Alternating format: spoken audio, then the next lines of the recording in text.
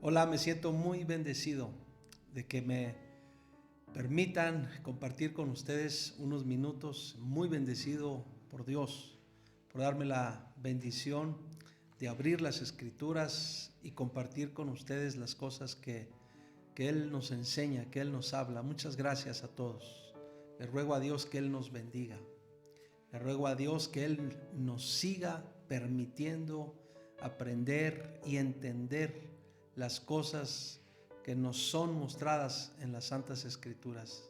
Le ruego a Dios que tú puedas vivir y experimentar una vida llena de paz, de salud, una vida alejada de cualquier tipo de desórdenes.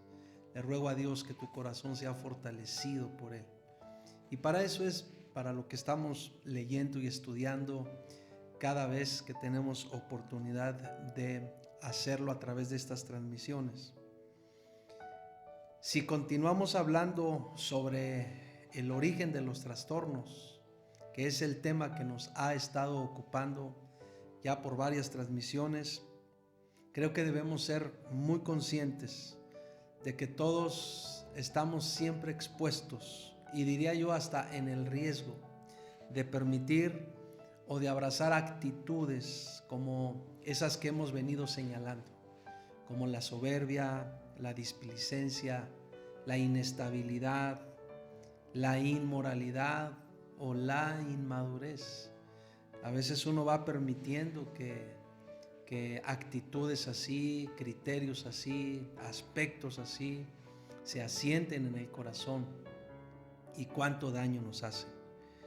Saben que el apóstol Pablo escribió, guiado por el Espíritu Santo, en la primera carta a los Corintios, capítulo 10, versículos 6 al 12, escribió lo siguiente: mas estas cosas sucedieron como ejemplos para nosotros, para que no codiciemos cosas malas como ellos codiciaron, ni seáis idólatras como algunos de ellos.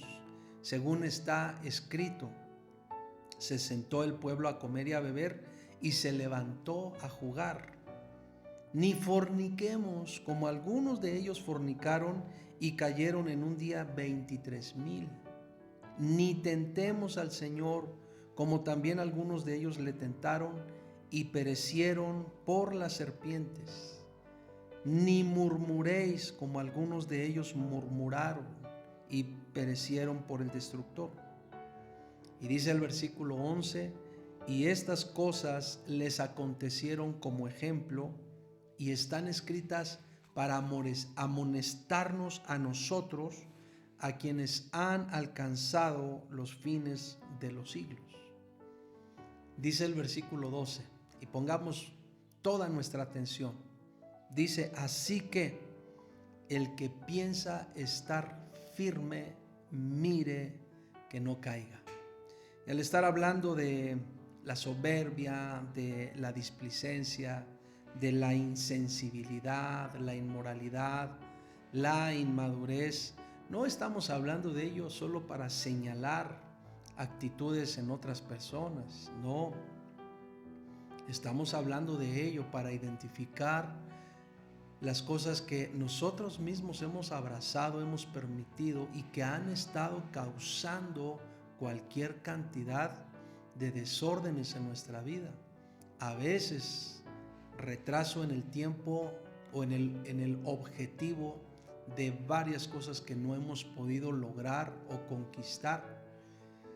Muchas veces hemos permitido que pase tiempo con mucho dolor en nuestro corazón, con mucha tristeza, con mucha culpa, a veces con una imagen muy distorsionada acerca de nosotros mismos, precisamente porque hemos estado permitiendo que todas estas cosas jueguen un papel importante o fuerte en nuestra vida. Yo creo que nos ha quedado claro que no se trata de culpar, no se trata de juzgar, tampoco se trata de condenar a otros, no.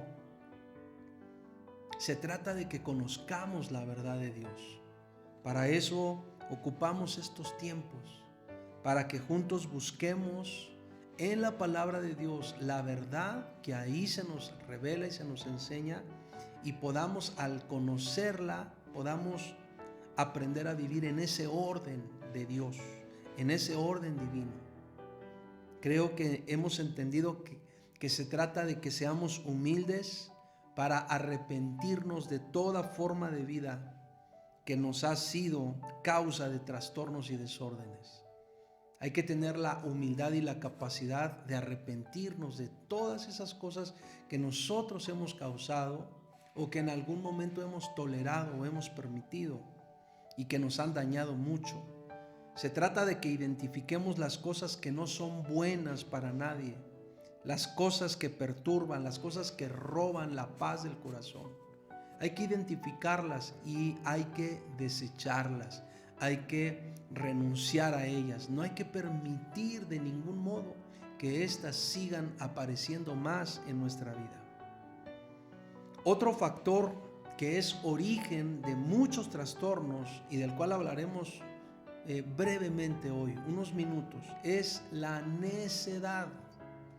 La necedad de la cual se habla en el versículo 12 de ese pasaje base que hemos usado, que es Isaías 28. Vamos a hablar entonces por unos breves minutos acerca de la necedad.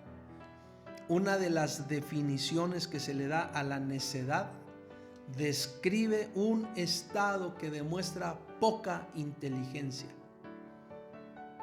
Es decir, un necio es una persona que usa mal la inteligencia que ha recibido de Dios. Todos hemos recibido de Dios la gracia de todas nuestras facultades de la mente, todos. Pero hay quienes de pronto usan mal o usamos mal esas capacidades o esos regalos que hemos recibido de parte de Dios. Un necio es una persona que actúa con insensatez, lo cual lo lleva continuamente a tomar decisiones equivocadas. Así se comporta un necio, o así nos llegamos a comportar cuando nos conducimos con necedad. Es tan fuerte el tema de la necedad que seguramente muchos de ustedes recuerdan esos pasajes en donde aún uno puede ver cómo un necio puede llegar al punto de negar la existencia de Dios o negarse radicalmente a Dios. Hay personas que no toleran que se les hable nada de Dios, inmediatamente se cierran o se niegan. Cuando he estado leyendo varios pasajes en las Escrituras y he estado estudiando acerca del significado que tiene la necedad, veo cómo la necedad es darle un valor más alto a tus propios juicios y razonamientos mucho, mucho más que al pensamiento y a la verdad de Dios. Es decir, las personas necias se atribuyen a sí mismos un alto valor, tanto en sus razonamientos, en sus pensamientos, en sus ideologías, en sus opiniones, en su criterio. Primera de Juan, capítulo 3, versículos 18 al 22 dice lo siguiente: hijitos míos, no amemos de palabra ni de lengua, sino de hecho y en verdad. Y en esto conocemos que somos de la verdad y aseguraremos nuestros corazones delante de Él. Pues si nuestro corazón nos reprende, mayor que nuestro corazón es Dios, y Él sabe todas las cosas. Amados, si nuestro corazón no nos reprende, confianza tenemos en Dios, y cualquiera cosa que pidiéremos, la recibiremos de Él, porque guardamos sus mandamientos y hacemos las cosas que son agradables delante de Él. Eso es lo que tenemos que hacer nosotros, entender que por encima de nosotros mismos, por encima de nuestras ideologías, por encima de nuestros razonamientos, Dios es mayor que todos. Dios es mayor que todos. Dios es en sí mismo la verdad.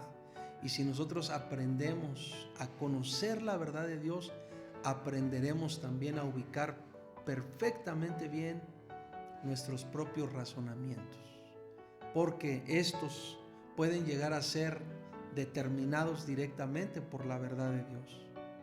Miren, algunos sinónimos o conceptos asociados con la necedad son, aunque se escuche la palabra un poco fuerte o agresiva, pero es un concepto asociado con la necedad, es la estupidez. Y la estupidez es definida como el que muestra torpeza y falta de entendimiento. Así se puede, o así se define, más bien dicho, así se define a una persona que actúa con estupidez: el que muestra torpeza y falta de entendimiento. Pero otros conceptos que están asociados a la necedad son, por ejemplo, la simpleza, la ignorancia y la insuficiencia. Dice la Escritura que contra un necio no se puede nada. Miren, acompáñenme por favor a leer en el Salmo 14, 1 al 4. Y miren cómo dice esta Escritura: dice el necio en su corazón, no hay Dios. Se han corrompido, hacen obras abominables, no hay quien haga el bien. Jehová miró desde los cielos sobre los hijos de los hombres para ver si había algún entendido que buscara a Dios. Todos se desviaron, a una se han corrompido. No hay quien haga lo bueno, no hay ni siquiera uno. No tienen discernimiento todos los que hacen iniquidad, que devoran a mi pueblo como si comiesen pan, y a Jehová no invocan. Esto es lo que dice el Salmo 14, los primeros 4 versículos. Dice el necio en su corazón, no hay Dios. Contra el necio no se puede nada. El Salmo 53 es un paralelo del Salmo 14. Ahí leemos las mismas palabras, pero ahí además, después de estos 4 versículos, se agrega además versículo, ahora estoy en el Salmo 53 a partir del versículo 5. Ahí dice: allí se sobresaltaron de pavor donde no había miedo, porque Dios ha esparcido los huesos del que puso asedio contra ti. Los avergonzaste porque Dios los desechó. Oh, si saliera de Sión la salvación de Israel. Cuando Dios hiciere volver de la cautividad a su pueblo, se gozará Jacob y se alegrará Israel. Es decir, nosotros tenemos que aprender a darle vuelta, a vencer, a sobreponernos a una actitud, a un corazón necio. Y la forma de hacerlo es cuando nosotros volvemos nuestro corazón a Dios y nosotros permitimos que la verdad de Dios, que la salvación de Dios, con todo lo que eso significa e implica, se manifieste en su totalidad en nuestro corazón. Eso es lo que tenemos que hacer. Somos necios porque nos aferramos a nuestros propios razonamientos y a nuestros propios argumentos y no abrazamos porque no conocemos la verdad de Dios. Así como es cierto que un necio puede llegar a un punto de negar la existencia de Dios, también es cierto que frente a un necio no hay palabras ni razones. Pero algo peor, diría yo, es algo diría yo peligroso, que un necio normalmente no camina solo. Un necio suele caminar, suele corromper y suele perjudicar a otros. ¿Por qué lo digo? Porque en ambos pasajes que leímos, el Salmo 14 y el Salmo 53, en ambos pasajes, si se percataron, se menciona primero al necio en singular. Dice el necio en su corazón. Habla de el necio en singular. Pero enseguida, si se percataron o si nos percatamos, ya no se habla de un singular, sino se habla de un plural. Dice, se han corrompido.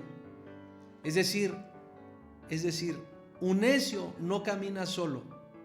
Corrompe a otros, daña a otros, perjudica a otros.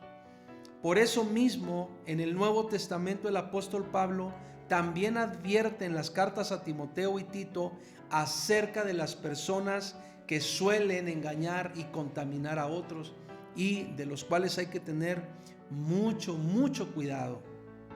Un necio no solo niega a Dios, sino que contamina a otros para que también nieguen a Dios y para que no lo adoren.